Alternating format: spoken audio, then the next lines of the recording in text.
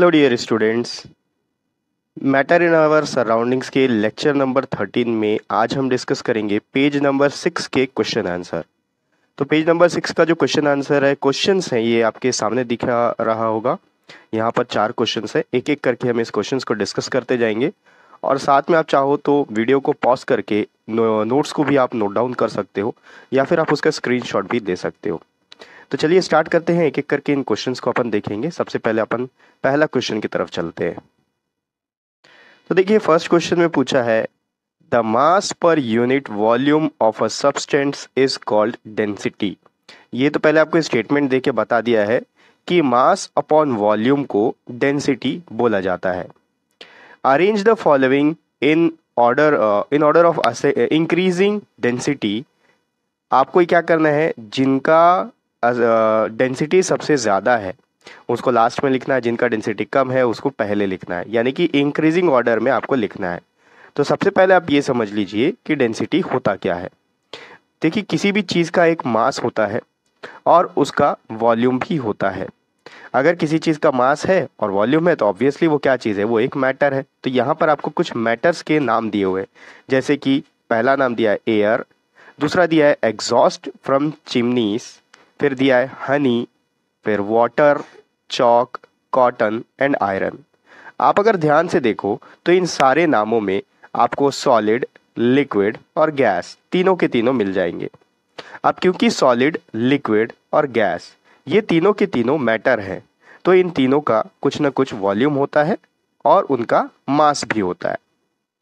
अब जो डेंसिटी होता है, डेंसिटी को कैलकुलेट करने का फॉर्मूला यहाँ आप देख रहे हो क्वेश्चन में दे दिया है। Density is equals to mass upon volume. तो जिसका ज़्यादा मास होगा और वॉल्यूम जो ऑक्यूपाई करेगा उसके ऊपर डिपेंड करेगा डेंसिटी कितना होता है। एक चीज़ हमेशा याद रखना, मैथ्स जिनको पसंद है वो ज़्यादा अच्छे से जानते हैं कि जब डिनोमिनेटर ज़्यादा होता है और न्यूमरेटर कम होता है, उस समय जो आंसर आएगा वो छोटा आएगा। फॉर एग्जाम्पल, अगर डिनोमिनेटर में 5 लिखा है और न्यूमरेटर में 2 लिखा है तो आपका आंसर 0 पॉइंट समथिंग आएगा। लेकिन अगर न्यूमरेटर बड़ा हो, तो न्यूमरेटर में 10 लिखा है और डिनोमिनेटर में 5 लिखा है तो आंसर बड़ा आता है, यानी कि आंसर आपका 2 हो जाएगा। उसी तरह से यहाँ पर अब आपको फाइंड आउट करना है।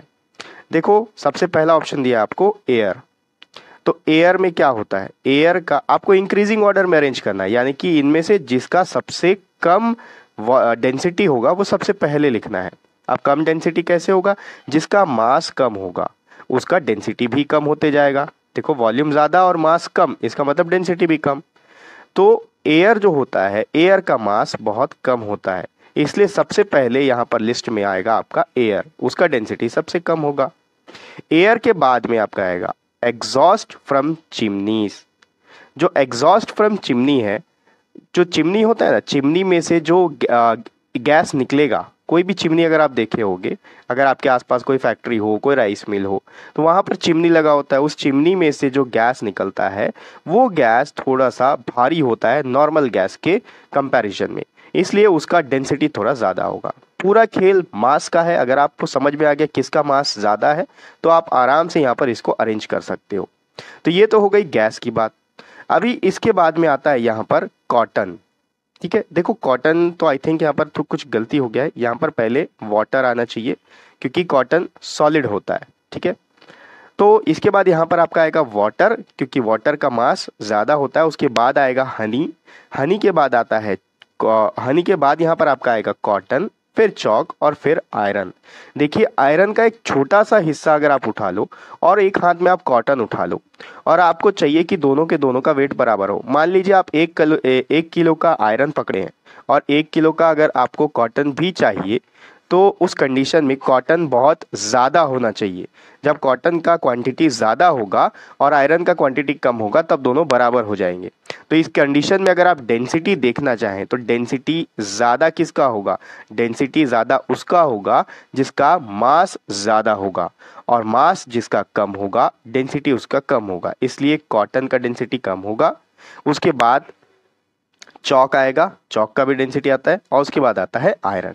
ठीक, तो इस तरीके से आपको डेंसिटी का मैंने आपको डिटेल दे दिया, कॉन्सेप्ट समझा दिया है। डेंसिटी के बेस पे यहाँ पर आप इंक्रीजिंग ऑर्डर में डेंसिटी को अरेंज कर सकते हैं। अब अपन आगे बढ़ते हैं और इसका नेक्स्ट क्वेश्चन देखते हैं। अब अपन इसका क्वेश्चन नंबर 2 देखते हैं। सेकेंड क्वेश्चन में बोला हुआ है tabulate the differences in the characteristics of states of matter. States of matter में जो सॉलिड, लिक्विड और गैस होते हैं, इनके कैरेक्टरिस्टिक्स को आपको टेबल के फॉर्म में अलग अलग लिखना है। यानी कि जैसे कि आप यहाँ पर आंसर में देख सकते हो, पहला जो कॉलम है वहाँ पर लिखा हुआ है कैरेक्टरिस्टिक्स, दूसरे कॉलम में सॉलिड, तीसरे कॉलम में लिक्विड और चौथे कॉलम में गैस लिखा हुआ है। अब कैरेक्टरिस्टिक्स के नीचे एक एक कैरेक्टर्स लिखे हुए हैं, जैसे कि shape, volume, intermolecular force, space और रिजिडिटी, कंप्रेसिबिलिटी, ये सब चीज़ लिखा हुआ है। अब इन सब चीज़ को एक्सप्लेन करते जाना है कि सॉलिड के केस में सॉलिड का शेप कैसा होता है, लिक्विड का शेप कैसा होता है, गैस का शेप कैसा होता है। तो एक एक करके सारे पॉइंट्स को डिस्कस कर लेते हैं। सबसे पहले शेप के बारे में बात करें तो जो सॉलिड होता है, सॉलिड का एक फिक्स्ड शेप होता है। ये प्रॉपर्टी तो हम पहले भी पढ़ चुके हैं। लिक्विड का कोई भी फिक्स्ड शेप नहीं होता है। लिक्विड को आप जिस भी कंटेनर में डालोगे उस कंटेनर का वो शेप ऑक्यूपाई कर लेता है। उसी तरह गैस का भी कोई भी फिक्स्ड शेप नहीं होता है। उसके बाद बात आती है वॉल्यूम की। तो सॉलिड का एक फिक्स वॉल्यूम होता है। कोई भी सॉलिड सब्सटेंस अगर आप देखो तो वो जितना स्पेस ऑक्यूपाई कर रहा है वही उसका वॉल्यूम होता है। लिक्विड का भी एक फिक्स वॉल्यूम होता है। अभी लिक्विड का फिक्स वॉल्यूम कैसे हो सकता है? देखो, लिक्विड को अगर आप किसी ग्लास में डाल दो तो ग्लास का जो वॉल्यूम रहेगा, ग्लास की जो कैपेसिटी है, वो लिक्विड का वॉल्यूम हो गया। अगर आप उसी लिक्विड को किसी कप में डाल दो तो कप का जो वॉल्यूम है या कप का जो उसका जो कैपेसिटी है वो वॉल्यूम लिक्विड का हो जाता है। इसी तरह से हम बोल सकते हैं कि लिक्विड का भी एक फिक्स वॉल्यूम है। लेकिन गैस का कोई भी फिक्स वॉल्यूम नहीं होता है। गैस फ्रीली मूव हो सकते हैं उसके पार्टिकल्स, इसलिए उसका कोई भी फिक्स वॉल्यूम नहीं होता है। इसके बाद आता है इंटरमॉलिक्यूलर फोर्स। इंटरमॉलिक्यूलर फोर्स के बारे में मैं आपको बता चुका हूं कि मैटर के जो पार्टिकल्स होते हैं उन पार्टिकल्स के बीच में कितना अट्रैक्शन है, फोर्स ऑफ अट्रैक्शन है, उसको हम बोलते हैं इंटरमॉलिक्यूलर फोर्स। तो सॉलिड के केस में जो पार्टिकल्स होते हैं उनके बीच में intermolecular force of attraction maximum होता है, सबसे ज़्यादा होता है। इसलिए सॉलिड के आर पार आप हाथ नहीं कर सकते। अगर आपके पास कोई टेबल रखा है और उस टेबल के आर पार आप हाथ को करना चाहो तो आर पार आप हाथ को नहीं पहुंचा सकते। वहीं अगर लिक्विड की बात करें तो लिक्विड के केस में जो पार्टिकल्स होते हैं उनके बीच में इंटरमॉलिक्यूलर फोर्स जो होता है वो सॉलिड से थोड़ा सा कम होता है। बेस्ट एग्जांपल ये है कि अगर आपके पास कोई बाल्टी है, बाल्टी में पानी रखा हुआ है, अब उस पानी के अंदर आप हाथ डालोगे तो आपका हाथ अंदर तक चला जाएगा। ये कैसे होता है? सॉलिड लिक्विड के जो पार्टिकल्स होते हैं वो आजू बाजू खसक जाते हैं क्योंकि उनके पास स्पेस है और वो खसकते हैं और आपको हाथ अंदर डालने का स्पेस मिल जाता है। अगर गैस की बात करें तो गैस में जो इंटरमॉलिक्यूलर फोर्स ऑफ अट्रैक्शन होता है वो बहुत ही कम होता है, नेग्लिजिबल होता है। इसीलिए जब आप एयर में अपने हाथ को आजू बाजू हिलाओगे तो वो आराम से हिला सकते हो और अगर आगे चलना चाहो तो भी चल सकते हो। लेकिन अगर किसी दीवार को क्रॉस करके जाना चाहो तो जब तक दीवार टूटेगी नहीं तब तक आप आगे जा नहीं सकते। तो ये डिफरेंस होता है इंटरमॉलिक्यूलर फोर्स ऑफ अट्रैक्शन का सॉलिड, लिक्विड और गैस में। नेक्स्ट पॉइंट है इंटरमॉलिक्यूलर स्पेस का। अगर आप फोर्स ऑफ अट्रैक्शन समझ चुके हैं तो स्पेस तो आराम से समझ सकते हैं। सॉलिड में जो पार्टिकल्स होते हैं उनके बीच में स्पेस बहुत ही कम होता है, वेरी लेस होता है क्योंकि फोर्स ऑफ अट्रैक्शन बहुत ज़्यादा होता है। लिक्विड के केस में जो पार्टिकल्स का स्पेस होता है वो सॉलिड से थोड़ा सा ज़्यादा होता है और गैस में जो स्पेस होता है पार्टिकल्स के बीच में वो मैक्सिमम होता है। गैस के पार्टिकल्स बहुत दूर दूर होते हैं। इसके बाद जो नेक्स्ट पॉइंट है वो है रिजिडिटी और फ्लूइडिटी। इन दोनों का डिटेल में मीनिंग आपको नेक्स्ट क्वेश्चन में मिल जाएगा क्योंकि वहां इनको डिटेल में एक्सप्लेन भी करना है। तो यहां पर फिलहाल देख लो, सॉलिड जो होता है वो रिजिड होता है और फ्लूइडिटी की बात करें तो फ्लूइडिटी का मतलब उसका फ्लो कैसे फ्लो हो सकता है या नहीं हो सकता है। फ्लो होने का मतलब होता है बहना। अब सॉलिड तो बह नहीं सकता, बहने का काम तो होता है लिक्विड का या फिर गैस का। तो सॉलिड रिजिड होता है और फ्लो नहीं हो सकता है। लिक्विड के केस में लिक्विड फ्लो हो सकता है लेकिन रिजिड नहीं होता है। अभी रिजिड का मीनिंग क्या होता है नेक्स्ट क्वेश्चन में आपको मैं डिटेल में एक्सप्लेन कर दूंगा।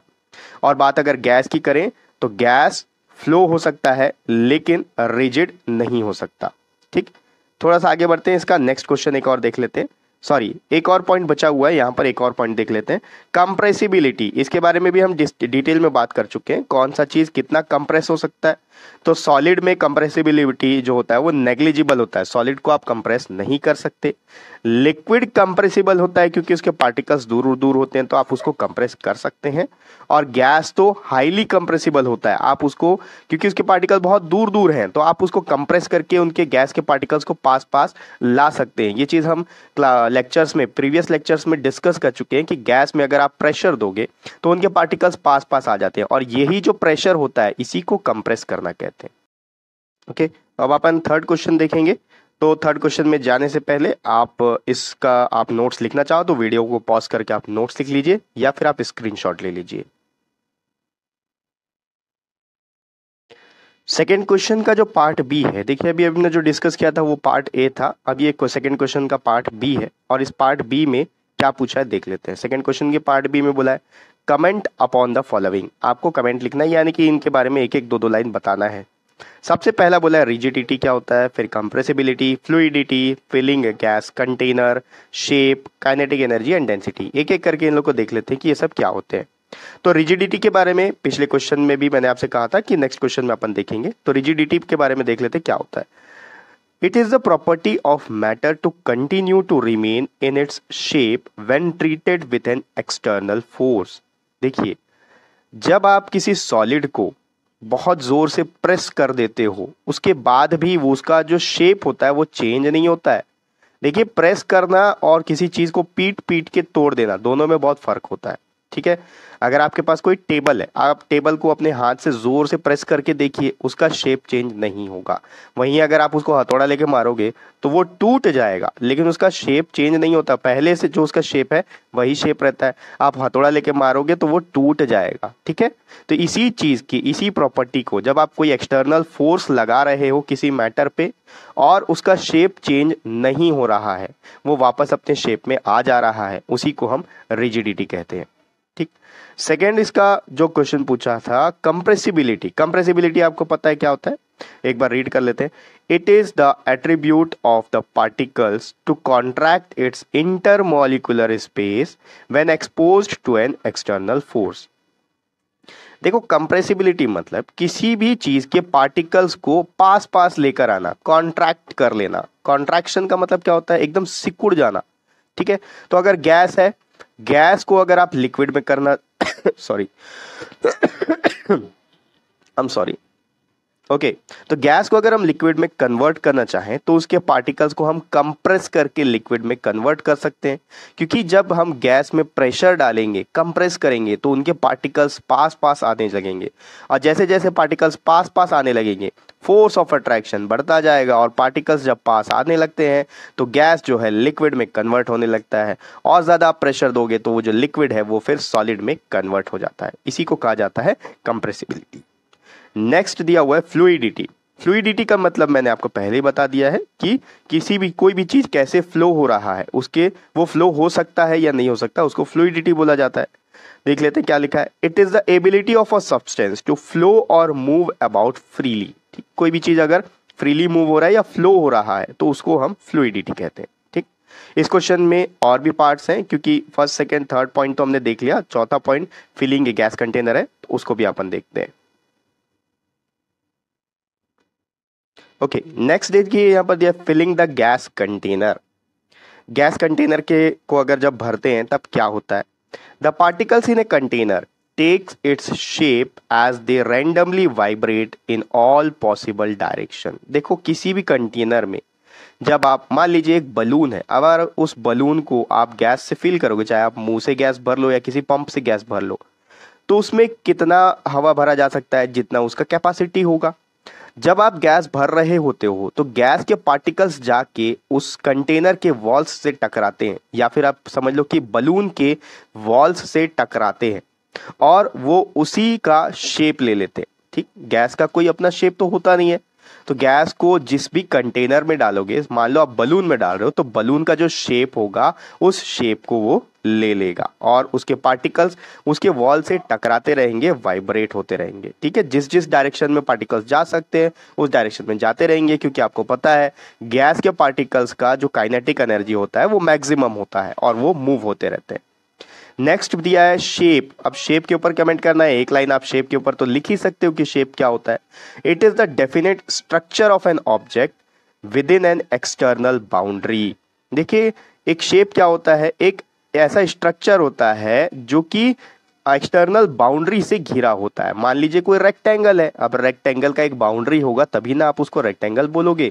अगर उसका कोई बाउंड्री ही नहीं है तो आपको कुछ दिखेगा ही नहीं, वहां पर रेक्टेंगल जैसा तो कुछ दिखेगा नहीं। तो एक स्ट्रक्चर जिसका कोई एक्सटर्नल बाउंड्री हो उसको हम शेप बोलते हैं। नेक्स्ट दिया है काइनेटिक एनर्जी। तो काइनेटिक एनर्जी आपको पता है कि ऐसा कोई भी एनर्जी जो मोशन प्रोड्यूस कर सके उसे हम काइनेटिक एनर्जी कहते हैं। तो यहां पर लिखा हुआ है motion allows particles to process energy which is referred to as kinetic energy. ठीक, कोई भी ऐसा मोशन जो कि एनर्जी प्रोड्यूस कर रहा है, किसी बॉडी में एनर्जी दे रहा है, उसे हम काइनेटिक एनर्जी बोलते हैं। The increasing order of kinetic energy possessed by various states of matter are. देखो यहां पर आपको अलग अलग मैटर का काइनेटिक एनर्जी बता दिया, जो हम जानते हैं पहले से कि सॉलिड का काइनेटिक एनर्जी सबसे कम होता है, फिर लिक्विड का काइनेटिक एनर्जी उससे ज़्यादा होता है सॉलिड से, और लास्ट में फाइनली जो गैसेस का काइनेटिक एनर्जी होता है वो मैक्सिमम होता है। तो इसको यहाँ पर इंक्रीजिंग ऑर्डर में शो कर दिया है। इसके साथ एक और पॉइंट है, उसको भी अपन डिस्कस कर लेते हैं। पहले आप इसका स्क्रीनशॉट ले लीजिए या वीडियो पॉज करके इसको नोट डाउन कर लीजिए। नेक्स्ट आपसे पूछा था डेंसिटी के बारे में कि डेंसिटी क्या होता है। तो देखिए प्रीवियस क्वेश्चन में ही मैंने आपको एक्सप्लेन कर दिया था कि डेंसिटी क्या होता है, एक बार फिर से यहाँ पर देख लेते हैं।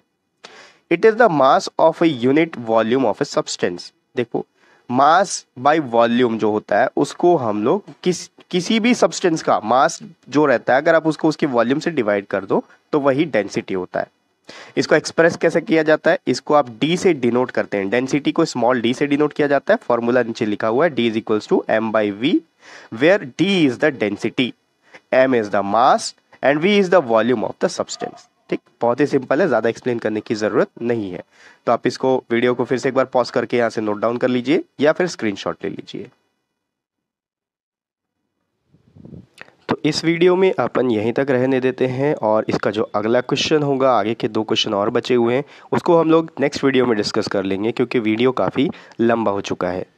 तो नेक्स्ट वीडियो का जो लिंक होगा वो आपको इसी वीडियो के डिस्क्रिप्शन बॉक्स में मिल जाएगा। आप नेक्स्ट वीडियो में ज़रूर हमारे साथ बने रहिए।